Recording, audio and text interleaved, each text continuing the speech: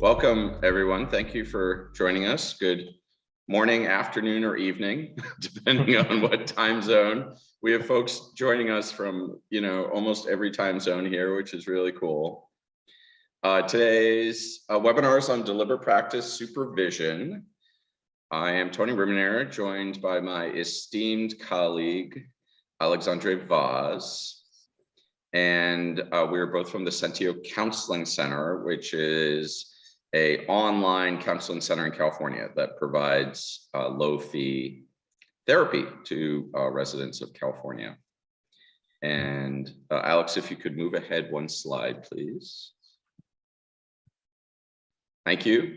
So today's presentation is based on, so a few things. First of all, we are recording today's presentation, and we will make it available in the future on like YouTube and things like that. So when you ask questions, we encourage you to ask questions, but please don't include any confidential client information or confidential supervisee information or anything like that.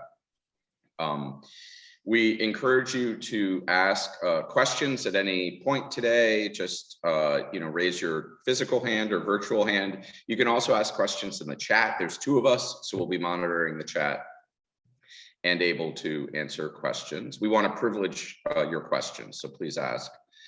The information we're presenting today is based on the book series we're publishing through the American Psychological Association. We also have a book series through Elsevier, and it includes practical exercises on how to do deliberate practice on a whole range of models. You're seeing a few of them here.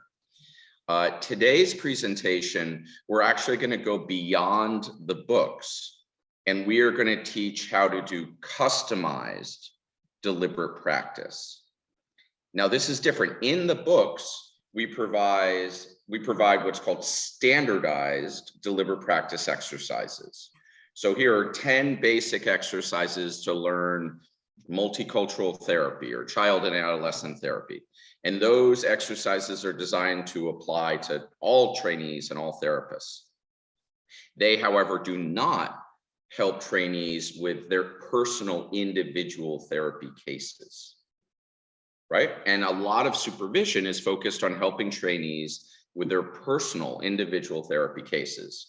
And so how do we use deliberate practice for that? And it's actually considerably harder because it requires the supervisor to improvise in developing a deliberate practice exercise for each supervisee, actually for each client, within each supervisee, within each supervision session.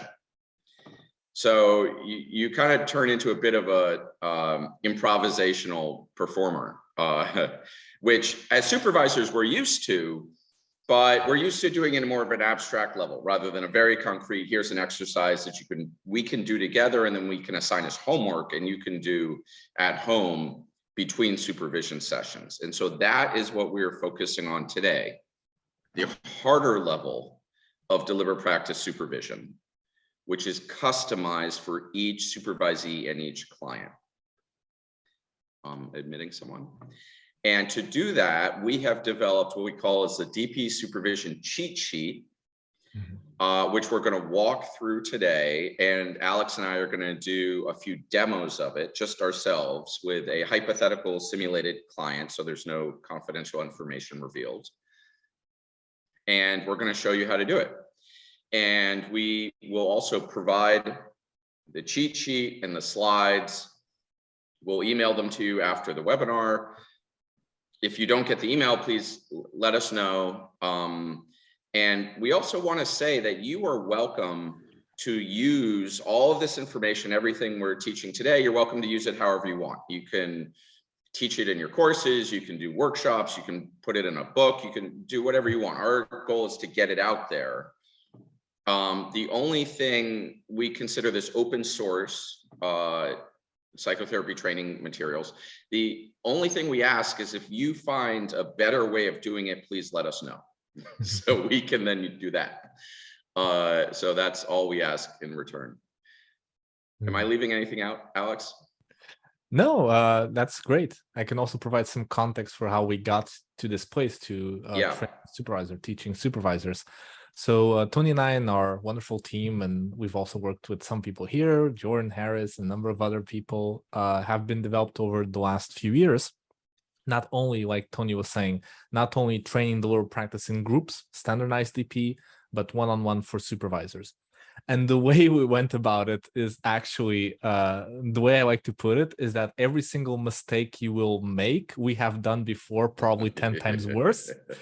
Because what we tried to do, this is like 6 years back until now, is we would video record ourselves trying out different ways to do the little practice for supervision and for training.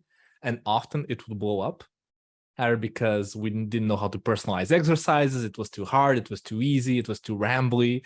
And so we just over time collected a series of tapes of us doing bad supervision until something came out of it. And fortunately, we got a lot of feedback from some of you and other supervisors. And over time, we developed this model for creating a structure for supervision, which is what we're going to present to you today. So I think today you can call it, we're always trying to do these webinars as kind of a best of up until this point. And so even people, I know some of you have been in our other webinar for supervisors a few months back. This is the updated version of that. So what you're going to get is something even new beyond what we've done a few months ago. That's the wonderful and frustrating part of our work, is every time we put out a book, 3 months from there, we already have different ideas on how to do this better.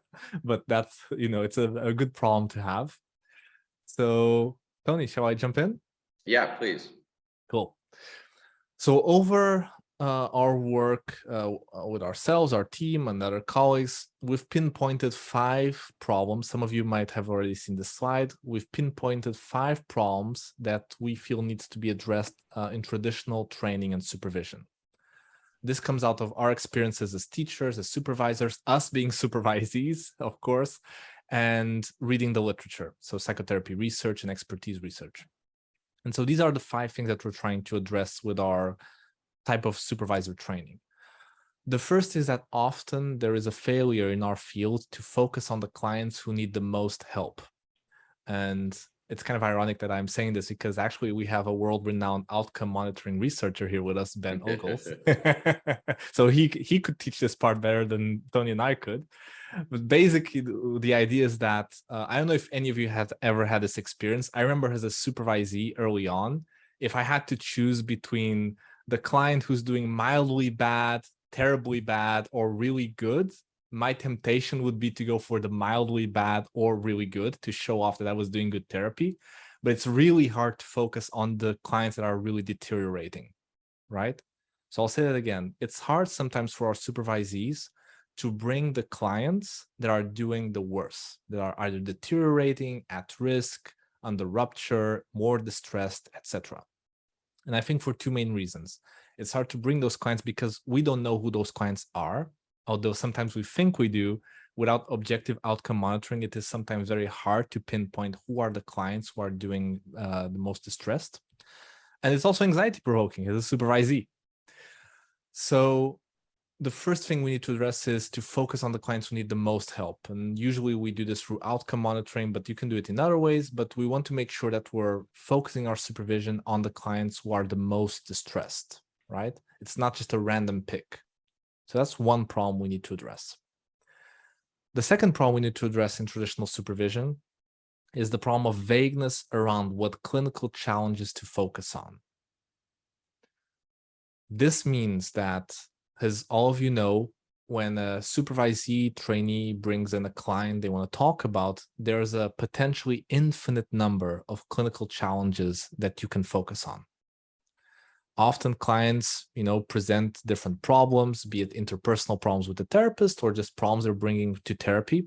And it's very hard for us as supervisors sometimes to pinpoint what is the clinical challenge that we should be focusing on. So we need a system to do that, because very quickly 50 minutes can go by in the supervision session and we just talked kind of vaguely about the client. Third problem is vagueness around what clinical skills to focus on. And I think now, once we get to this third problem, now we're getting to really way beyond most traditional supervision, because in our experience, most supervision focuses on the client and case formulation, but a lot of supervision does not focus on the trainee's performance with the client. Or when it does, it focuses on it in a more vague sense, in a broad sense. So what trainees really need is specific suggestions of specific skills that they may use for specific clinical challenges, right? So all our secret sauce in deliberate practice is trying to find ways to make things more concrete, right? So we really need to find a method to provide specific skills training that address specific clinical challenges. And then we need to provide that skills training to address those clinical challenges. In other words, it's not enough to say, oh, you should do, an alliance repair technique here with your client, because that's just purely theoretical, right? You need to actually provide the skills training with your trainee. In other words, you have to actually do some practice with your trainee in the supervision session. And this, in our experience, again, is very rare in most supervision sessions. Most supervision sessions either focus just on the client, or even if they do focus on what the therapist is doing, tend to do so only at an intellectual level. There's actually no skills practice. So that's something we wanted to address as well. And finally, we often see a failure to provide methods for supervisees to keep increasing their clinical skills beyond the time of supervision. Meaning, it's often not enough to just practice a skill during that supervision, but it's important for the supervisee or the trainee to keep practicing that skill beyond supervision. Kind of like, you can see I have a musical background behind me. When I went to conservatory, if I only practiced my scales during the 1 hour session I had with my teacher every week, I would, of course, not get better, right? I have to practice by myself, what in the expertise literature is called solitary practice. And so we've also developed materials for the trainees to keep doing solitary practice and keep practicing skills beyond the time of supervision. Tony, anything you want to add to this? No, I think that the biggest difference, if I was to summarize in one line, the biggest difference between traditional supervision, deliberate practice supervision, is that we focus on the trainee. Yep. And that's what we're going to demonstrate today. Yeah, great. Can I ask, how do you handle number 5? Right, I have a trainee that I'm working with now, and I've given him exercises to do, and he goes he comes back and he's like, I didn't really do them. And part of me is like, he's a licensed clinician, fully licensed. If he doesn't want to do this, like, he's an adult, he doesn't have to do that. But I have provided him with stuff. Like, how do you make that a part of, like, you have to do this if you're gonna work with me, or do you just leave it open-ended, or like, how do you handle that? Okay. Can I answer that, Alex? Tony. So thank you, Jordan. That's a great question. So I would say you have fulfilled number 5. Now, this is a separate question about the trainee or the therapist's motivation, which, that's a whole nother topic, and I wouldn't get bogged down in that. I would just kind of, leave that to them. And once you get deep into that, it can basically turn into coaching or even therapy. And you can decide to do that if you want, but that's getting beyond the scope of deliberate practice. Just to add to that, Jordan, what I have found often is that sometimes, yes, some trainees, of course, are not motivated, and that's fine, but sometimes it was a failure on my part as a supervisor to be very clear about what the homework was. So if I just say, oh, you should keep practicing empathy skills or this empathy skill, sometimes that's not concrete enough for practice to be done, even with a motivated trainee. So I would actually just assign, like, doing this specific skill with this specific stimuli at this time frame, right? Yeah, that's a really good point. So at our Sentio Counseling Center, our supervisors, when they assign deliberate practice homework, it's always simply repeating the same exercise they did in supervision. Yeah. And so the supervisee has nothing new they have to do or figure out. So that should never be an issue that's holding someone up. Yeah. Great question. All right, so to address these problems, we've devised a model to train supervisors that's based on deliver practice and psychotherapy research. And we divided this into 6 steps. And the cheat sheet that we're about to share with you guys tackles each of these 6 steps, okay? So this is what we're trying to do every single supervision session, okay? And I'll repeat that because it's not like doing step 1 on one session, step 2 on the second supervision session. We're training supervisors, and we've done so in the past, to be able to fulfill all 6 steps in 50 minutes to 1 hour of a single supervision session, right? And keep doing it again and again. So step 1 is to use what we call the supervision preparation form that we'll share with you guys. And this is a way to structure the supervision before the actual supervision starts. It's the trainee who's going to fill this out. So the trainee will fill out a supervision preparation form, and we'll demonstrate this with Tony, because Tony actually brought with him today a preparation form. And the preparation form just brings a broad focus that the trainee wants to discuss in the supervision session. So it's kind of a starting point, a conversation starter to help us then make things more specific. So we'll show you this. So we start with reviewing the preparation form. Then we identify a specific clinical challenge, which in our language, in deliver practice land, is something very specific. A clinical challenge is something that the client that you're focusing on says or does that is probably hindering therapy progress, and the trainee is having a hard time dealing with effectively. So again, a clinical challenge has to be something you could actually write down as something the client says or does. It can't be a broad descriptor, like the client is frustrated, right? You'd actually want to see, how do they show their frustration? What do they say or do that lets you know that they are frustrated? And we work at that very concrete level. Next, we identify a skill deficit, or the trainee's skill deficit. It's tempting to jump this step, but we'll urge you not to do it. A skill deficit is what the trainee or supervisee tends to do that is not effective when faced with this clinical challenge. So let's imagine that we have as a clinical challenge the client saying, I don't like coming to therapy. I think this is a waste of time. That would be the clinical challenge, something the client says. Let's imagine that then the trainee, when faced with this challenge, starts arguing back at the client, or starts trying to convince the client that they're wrong, or starts changing the subject. These are all examples of something the trainee is typically doing when faced with this challenge that is not effective. And so before moving into what they should be doing different or could be doing differently, we want to have an agreement on what they're currently doing that isn't helping. Alex? Yep, Tony? Can I just highlight something here? So Yeah. Rosalind asked a great question in the chat. Wouldn't you want to check the perceived relevance of the skills provided? Maybe the assignment hasn't been formulated in a way that aligns with the trainee's needs, and clarifying discussion might help. So this is a really good point. And you notice Alex just said agreement. Throughout the deliberate practice process, we are checking with the trainee, does the deliberate practice exercise make sense? Does it feel helpful? Is it too easy? Is it too hard? We're collaborating throughout the entire process without exception. And if at any point any of those answered or no, like, or problematic, then we change what we're doing. And so everything listed here is a collaboration between the supervisor and the trainee. And we found that when it becomes hierarchical, it just doesn't work. You can get a trainee who will comply, but they won't benefit. Yeah. Can I make a comment?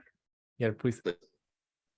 I think now when I listen to it, I'm thinking that already answers Jordan's question, because now I can see how this process actually can ensure the alliance between, right, or kind of like when we talk about the therapeutic alliance, but a supervisory alliance of sort between the supervisee and the supervisor, which will ensure that the supervisee will have motivation, real motivation to do the work even after the session. Yeah, I mean, good point. Yeah, the word ensure, that's a strong word. I would say Right. it supports the supervisory alliance, and particularly we're really trying to give the trainee very actionable help, and that's what most trainees want, is like, what am I going to say to my client that's going to be helpful? And we're trying to aim as directly there as possible. Now, one of the things Jordan brought up is the question of motivation to do the homework.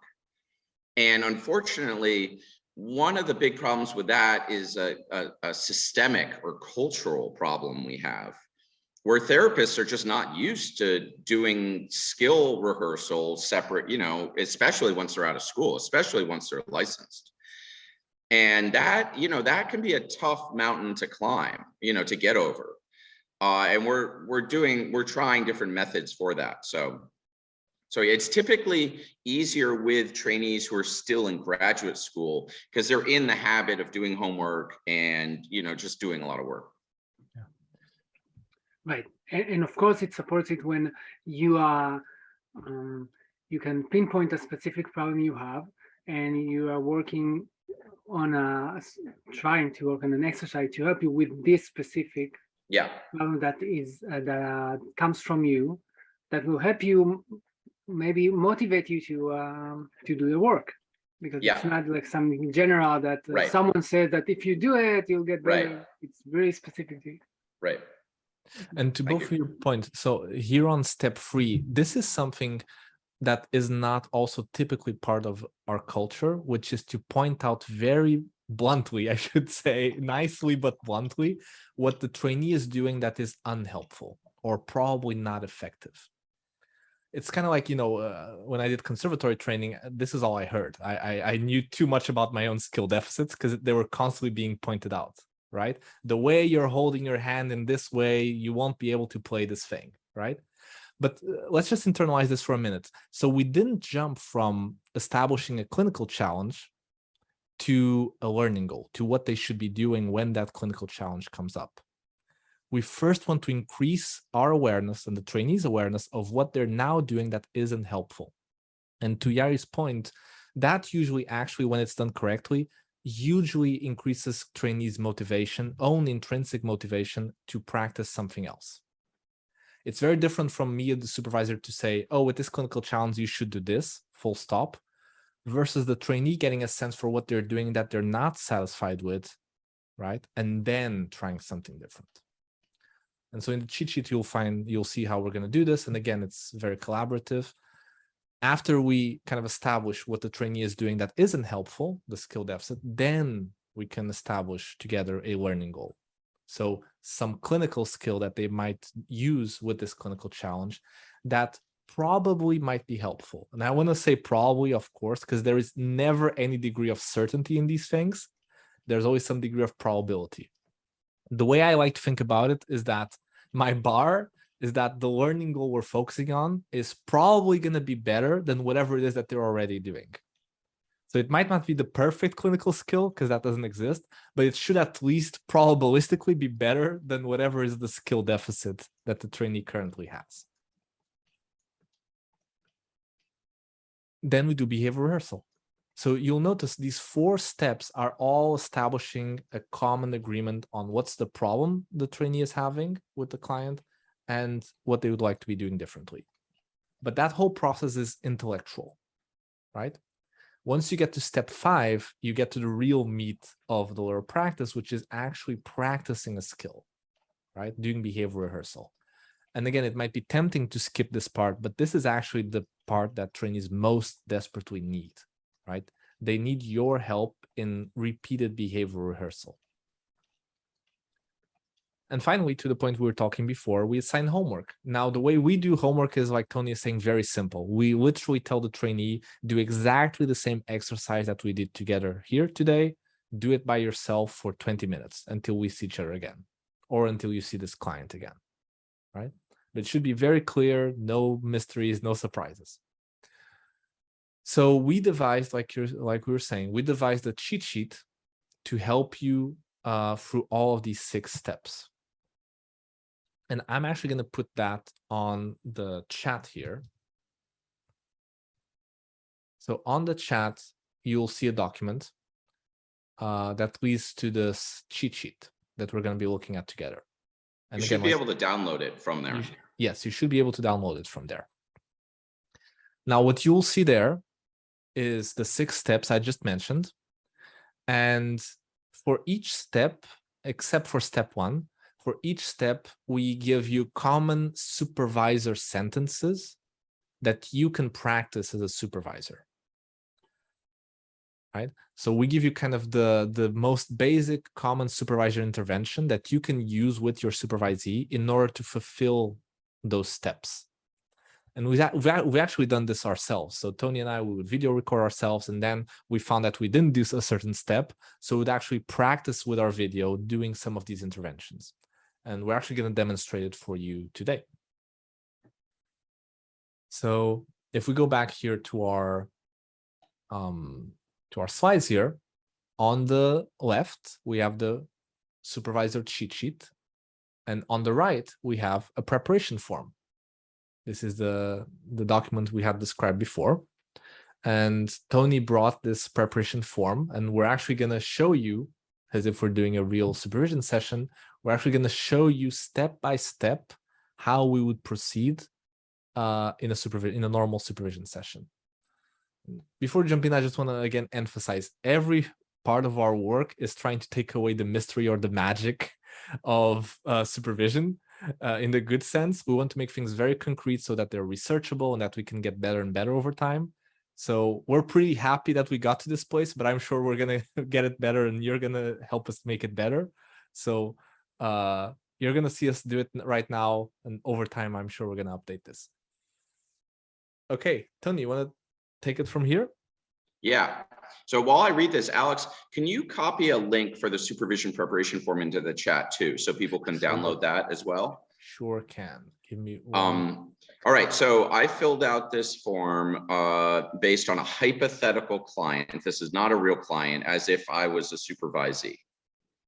And what I'm going to do is I'm just going to simply read the form. So the client initials are HC.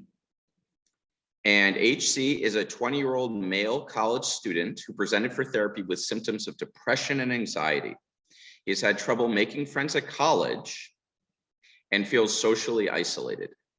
He especially wants help learning how to talk with girls and have a romantic relationship.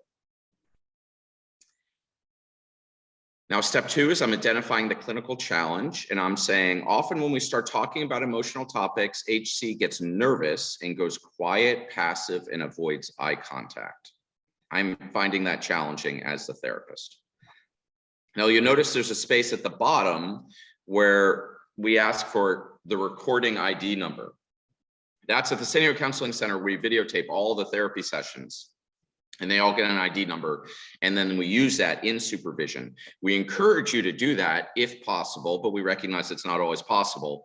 And we don't have a video today, for confidentiality reasons, so you'll get to see how we do it without a video. Great. So here's how we would typically do it. So let's imagine, so Tony is my supervisee. I would ask Tony to bring this preparation form that he just read, and me, the supervisor, I won't even read it until the supervision. Right? So this is the supervisee's job. He has to bring the preparation form, and we start with task 1. You can see here step 1 in the cheat sheet is to read aloud the entire preparation form with the supervisee, which we just did, right? Optionally, we can ask for additional information that the supervisor deems relevant. I would be careful here. And the reason for that is there's always going to be temptations to start talking about case formulation and client. Right? The main thing we're trying to balance out is not end up speaking about the client 50 minutes straight, right? So be very careful with the kind of question and information gathering that you want. Now, of course, if you can do 5 minutes, that's okay, but just be very wary that gravity will always pull you away from doing these steps, right? Make things more concrete. Okay, we would normally, if we look at step 1 again, we would normally watch the video until we saw the client say or do something that's impeding therapy progress. So we don't have a video right now, so that's fine. But Tony did bring in his preparation form a broad challenge, right? So he wrote, often when we start talking about emotional topics, this client gets nervous and goes quiet, passive, and avoids eye contact. Pretty good, very descriptive. Some trainees wouldn't be as specific, right? They would just say like the client gets nervous, and I would have to ask for more information. How does the client get nervous? What do they specifically do that lets you know that they're getting nervous? But here the supervisee brought a very concrete description. Gets nervous, goes quiet, passive, avoids eye contact. So we're on step 2, identifying the clinical challenge. And you can see here the statement, the common statement we use is the client saying or doing X a good representation of the clinical challenge? So I will ask Tony now, and I'm sorry, Tony, I know you're on double duty answering the chat as well. I'm good. Cool. So Tony, is this client getting nervous, going quiet, passive, avoiding eye contact, a good representation of the clinical challenge you're facing? Yeah, and I have a feeling that this is also what the client does when he's being social or trying to meet girls. You know, the same thing is coming up in therapy, that he gets kind of avoidant, nervous and avoidant. And I just don't really know how to help him in these situations. Yeah, that makes total sense. I mean, it's not an easy thing to to deal with, right? And is this a challenge that you'd like us to focus on so that we can help you with it? Yeah, I'd like to get better at helping him with this. Great. And notice I just did the second sentence on step 2 of the cheat sheet. So if you notice on step 2, is this challenge something that you like us to focus on? Notice again the collaborative tone, right? At every step of the way, I'm checking in with the supervisee, Tony in this case, if this is something that makes sense to him, he wants to focus on. Great. So we have an agreement on the clinical challenge. And the clinical challenge that we're going to be focusing on is when the client goes quiet, gets nervous, goes passive, avoids eye contact, right? Now we move on to step 3, identifying the skill deficit. And I'll say again, do not skip this step. So the temptation might be for you as a supervisor to skip to step 4, which is to start suggesting skills that the trainee could do when the client goes passive or gets nervous or avoids eye contact. Before we go there, we're going to try to find out what does Tony do that is unhelpful, right? Now, if we had video, it would become very apparent. I could just say, oh, it seems that when the client does this, it seems you do X, right? This is the first statement here on step 3. We don't have video, so I'm actually going to ask Tony about it. So Tony, when your client gets nervous, goes quiet, passive, avoids eye contact, what do you tend to do? Or what did you do last time the client did this? You know, so for a while, I would just sit there quietly and wait for the client to re-engage. But then I noticed we'd sit there in silence for 10 minutes and he didn't seem like that was helping him. And then I tried, you know, just kind of continuing on with my questions, and he would just get more and more avoidant. And so, you know, none of those seem to be helping. Gotcha. So this is super helpful, Tony. So with this clinical challenge, when your client gets nervous, it sounds like you've tried to just wait it out, basically, see if it goes somewhere, or you continue on asking questions, but it also doesn't seem very helpful, right? Yeah. So I think, you know, those interventions, although I understand why you're doing it, might be keeping you stuck because they're still keeping that same client flooded with anxiety, right? They're not really helping that client address their own anxiety coming up, right? And notice I'm now on the second sentence of step 3, right? And so this intervention might be keeping you stuck because X. And the reason I'm doing this with Tony is I want Tony to be aware of not only what he's doing that might not be helpful, but also get an agreement on, does he agree that he doesn't want to do this, basically. Ultimately, I don't want to be the one convincing Tony to do something differently. I want Tony to be convincing me, the supervisor, that he wants to do something different, right? It's kind of like a motivational interviewing kind of thing, where the best case scenario is your supervisee saying, please help me. I don't want to keep doing this. What can I be doing differently? And if you follow these steps, that'll be more probable. All right, Tony. So it seems that when your client gets nervous, you kind of try to wait it out, or you keep asking questions. This might be keeping you stuck because the client stays nervous. It doesn't really advance the process. So is this something that you like us to help you here in supervision? Yeah, I mean, I guess I'd like a way to help them in these situations. Great. Yeah, so let's help you with that. So we're moving on to step 4. And notice that the beginning of step 4 starts collaboratively. So I'm going to ask Tony, do you have any ideas about what you'd like to do differently when this client does this? And I'm going to role play a beginning trainee here. Okay. And I would say, no, I have no ideas. I've tried, what my professor in school said, and I tried what I learned in, Beck's book, and none of that's working. Do you have any ideas? Great. Awesome. So we move on to the second step. The second sentence here of step 4, which is me taking the lead as a supervisor. Tony, this is a really common clinical challenge. How about instead of avoiding your client's anxiety or changing the subject or waiting it out, how about you try to address it directly? Oh. So what we could do is we could practice the skill of you inviting your client to attend to their in-the-moment feelings. Oh. Right? To be able to stay with their anxiety and see what is coming up for them in their body. Right? How does that sound? I hadn't thought of that. I mean, I guess so. But his goal is to be more social. He wanted to learn more social skills. Great. So I'm glad you're mentioning this. So I think this could be helpful for that goal, because if the client can stay with their own feelings and become aware of them, he might be also able to then do it with other people, right? So we want to help him increase his emotional capacity and emotional literacy with you in the room, so that then he can use that emotional literacy in his own social life outside of the therapy session. Oh, I hadn't thought about it like with me. Okay. Yeah, because you are kind of an ecosystem, right? That represents what's going on outside of the therapy room, right? Okay. So if he can stay with his emotions, probably he'll be able to better stay outside of the therapy room. Now, I just made up a rationale, right, on the spot. The important thing is, again, we get some sort of basic agreement for not only the skill that we want to practice and focus on, but why that could be important, right? Why that would be helpful. If you have a trainee who really says, no, that doesn't make any sense, we would probably put the brakes, right? And we would have to either talk it through, see if we can find a rationale that makes sense for a trainee, or we would have to find a different skill to focus on, right? And this is part of the collaborative process. So we do have an agreement, which is great. So now we move on to step 5, behavior rehearsal, right?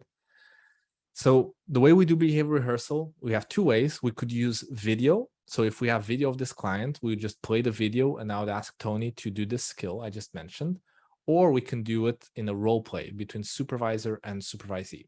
And we're just going to do 2 rounds. We'll normally be doing this for some 20 minutes, but just to show you the gist of it, I'm going to show you how we would proceed in this step 5. So Tony, I'm going to play your client. And I'm kind of go awkwardly nervous. I'm gonna avoid eye contact, go quiet, kind of passive. And I want you, instead of doing what you typically do, I want you to try asking me if I can stay with the feelings coming up in me, and if I can name what that is. What are the feelings that are coming up inside of me right now? Okay. Does that make sense? Yeah. Great. So I'll just start. I'm the client now. Yeah, I'm not sure I don't know what to do with my life at this point. Well, maybe, we can figure out some social opportunities that you could learn. Like, have you tried any clubs? Great. So Tony, you did a great job performing a different skill, which could be really helpful in a different context. Okay. Even with this client, it could be really helpful. But I think now you could really focus on this other skill that we just mentioned, which is asking me more directly what feelings might be coming up for me in the moment. Okay, right. Okay, right. I forgot that. Okay, yes, I can do that. You try it. Okay. Yeah, I just don't know what to do with my life at this point. You know, HC, I'm wondering, if you have any I don't know, I'm kind of Great. stumbling a bit. Great. Okay, great. Let's do it again. Try model. Okay. I'm gonna model it for you, and you Okay. try saying my exact words. Okay. Okay. HC, what feelings are coming up for you right now? Can you Okay. take a moment and really see what feelings might be coming up for you right now? HC, what feelings are coming up for you right now? Okay. That's right. Okay. Yeah, I just don't know what to do with my life. HC, I'm kind of wondering if you know what feelings are coming up for you right now. Awesome. You got the words right. Congratulations. Yay. I'm going to invite you to try it again, because you notice that the more you're going to do it, the more it's going to feel your own. It's still a little bit Yeah, it hesitant. kind of felt a little awkward, you know? Right, a little bit hesitant. So let's do it again. Yeah. Right? I'll play it again. Okay. Yeah, I just don't know what to do with my life at this point. HC, I'm wondering if you are having any feelings right now as we're talking. Great job. Much more direct, very clear, right? Try again. Try it now to maintain eye contact throughout, right? Okay. So now we're getting nitpicky, right? You're Okay. getting the words right. You're getting more fluent. Try to keep eye contact as you're doing it. Okay. Yeah, I just don't know what to do with my life. HC, you know, I wonder if while you ask me that, if you notice any feelings you're having right now. Great. How are you doing, Tony? Good. You know, I'm wondering, you know, what if he replies that he's feeling angry and, or what if he replies that he's not having any feelings? You know, I don't really know what to do next. Great question. So that would be our next challenge, right? So what I'm going to suggest, Tony, is that we keep practicing what we're doing right now until you feel really that it's too easy, basically, until you nail it. Okay. And then we move on to practicing exactly what you just described. And I can play the client being kind of like, oh, I'm angry, or whatever it is. And then we can practice what you do then. Does that sound good? Okay, yeah. Great. Okay, let's pause. Thank you, Tony. So notice on step 5, there's always the same formula in my feedback. My feedback, I try to start with positive feedback if I can, but the most important part is my giving corrective feedback, meaning things he could be doing better, verbally and non-verbally. We have found that again and again, much to our surprise, that corrective feedback not only is the most helpful feedback for trainees, but actually regulates them emotionally. So an anxious trainee will actually feel better and more relieved if you very directly tell them what they're doing wrong and what they could be doing better. Tony. Can I just jump in here? This is the most counterintuitive thing we have found. And this is the hardest thing for training supervisors in deliberate practice. Because as supervisors, we just want to be like, oh, you're doing so well, you're doing so great, blah, blah, blah, blah, blah. But what the trainees really want is to hear very explicitly and concretely what they're doing wrong. It's almost like a blanket that makes them feel like secure. And so you'll notice every time Alex gave me feedback, he was pointing out something I was doing wrong. Like, again, we found that supervisors, when they only give positive feedback, the trainee's anxiety just keeps going up. Yeah. Because first of all, they don't believe you. They think they're doing something wrong. And then it's not as helpful. So Jordan is saying that he's also seen this in his own trainings. Yeah, you can see it in their face when they finally get it right. Yeah, that's right. And you can only really refine your interventions as a trainee if the supervisor very directly tells you what you could be doing differently, right?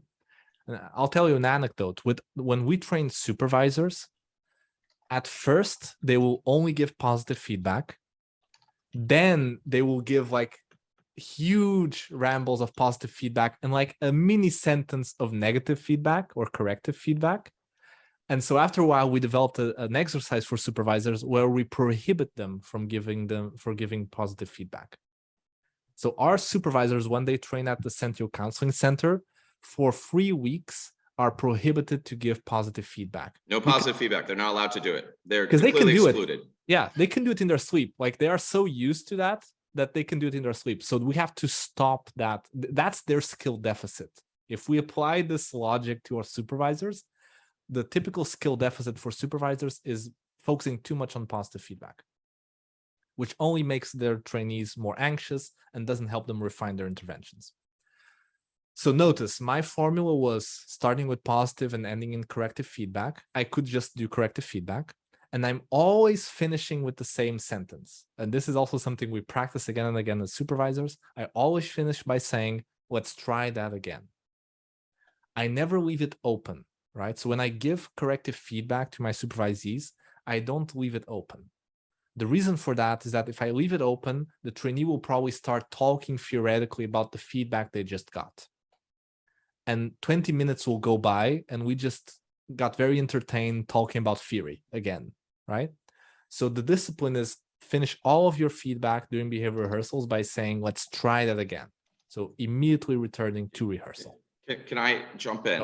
Yeah. So someone pointed out that they will often ask the trainee to tell me what they're doing well first, then move on to the targeted corrective feedback. We actually don't do that, because we found it takes a bunch of time. And when you open it up for the trainee to start reflecting a lot on what they're doing, you burn through a lot of time. And we really want to really privilege the time in rehearsal, because that's what's going to last the most with trainees.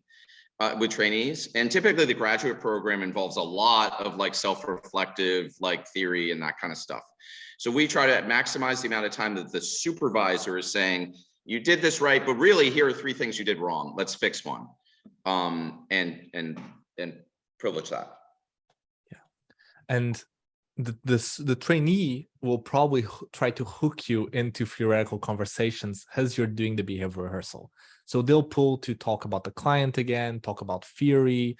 And the typical way you'll address it is you'll just say, that's very interesting. We can talk about it after rehearsal. I can send you some materials after supervision.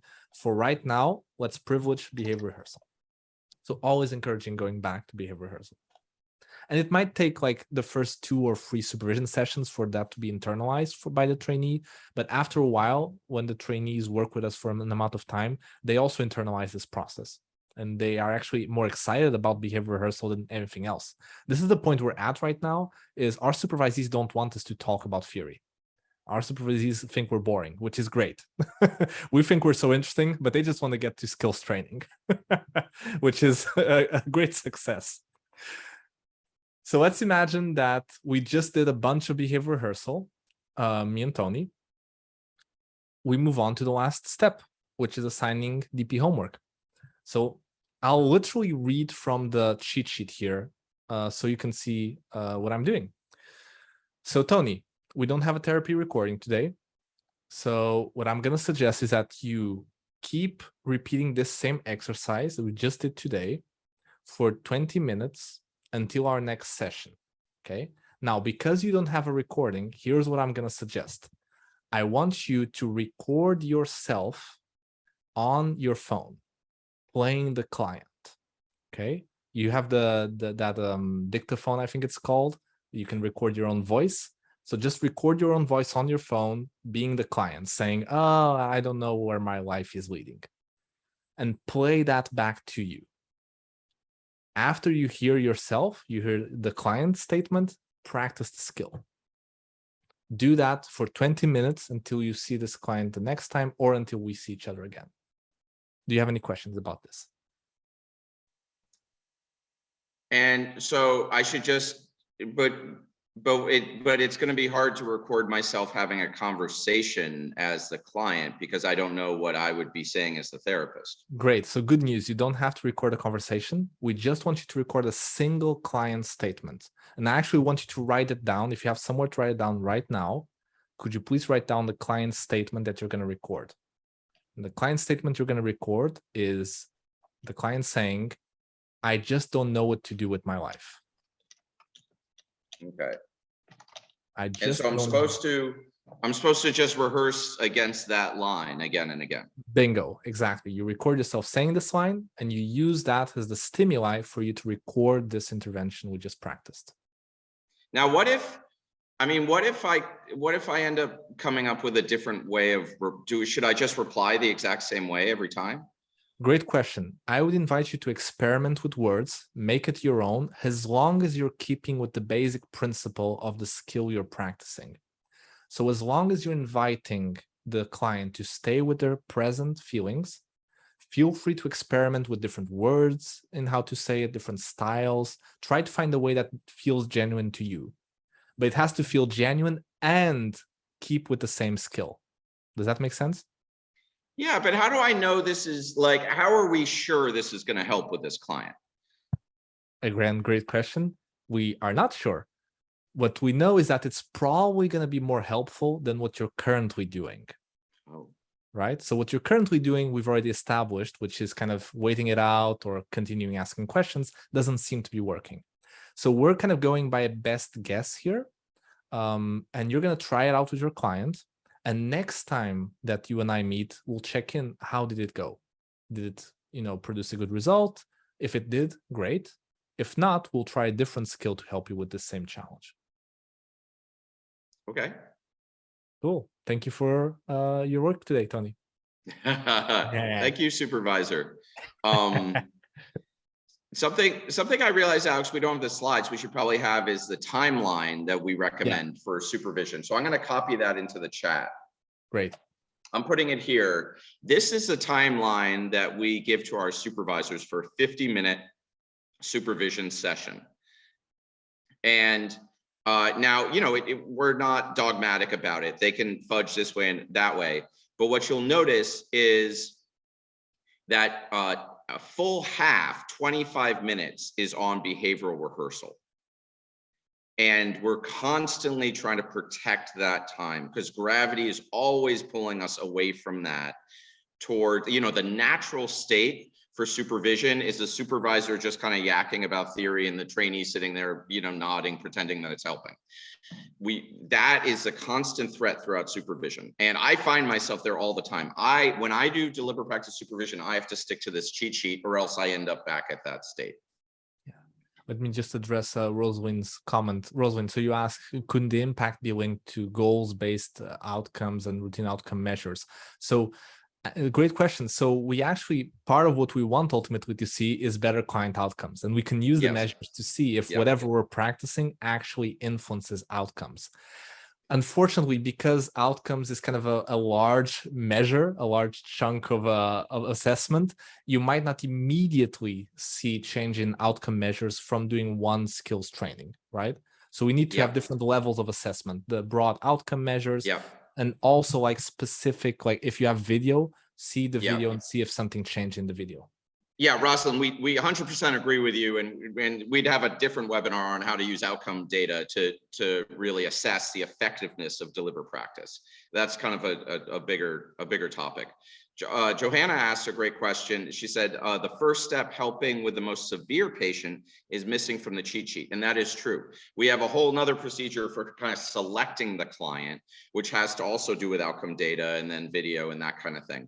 And there's just only so much we could fit in this webinar, but yes, that is something that we would cover in we do a more in-depth deliberate practice supervisor training, which is actually 3 classes. And that's one of the things we cover. So thank you for raising that. Yeah, and I'll just mention this very briefly. And Joanna, if you notice on the preparation form, the first aspect that's there under client initials is select the client who is struggling the most or deteriorating through outcome data or your subjective opinion. So the first step is for you to read the preparation form, but actually step 0 is the supervisee writing down the preparation form. So embedded in the preparation form is obligatory that the supervisee bringing in the most severe patient. Yeah, so we do a whole orientation for our supervisees where they're instructed to do that, though it doesn't mean all of them do it. So we have to kind of, train them over time to actually do that. Yeah. Other questions, comments? This has been great. Something we want to just mention here at the end is we've started our own practicum site, online counseling center, where we provide very low fee online counseling. If you have any referrals for clients in California, unfortunately, we can only serve clients in California, please send them our way. We're also hiring an associate if you know any associates who want help. And we do further trainings in deliberate practice for supervisors, and we'll provide that around the world. So let us know if you're interested in that. And Alex, something I put on the next slide, if you could go forward one slide, at the very bottom, we also run a deliberate practice researchers email list, which is small and there's not a lot of email traffic, but we focus on issues in deliberate practice. If you're doing research and you want to contribute to that, please email me and I'm happy to add you.